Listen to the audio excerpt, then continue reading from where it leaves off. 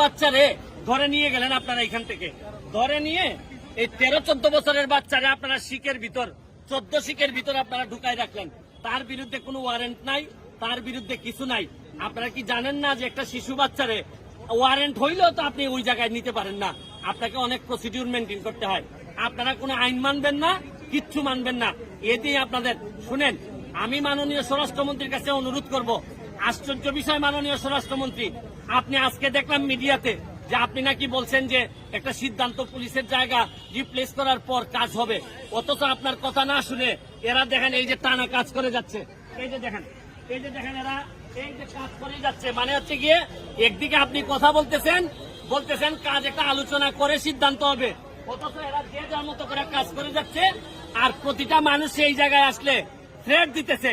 আমার কথা হচ্ছে পুলিশ তো এখানে মজার বিষয় হচ্ছে কি এই পুলিশের সন্তানরাই এই জায়গায় থাকবে। এই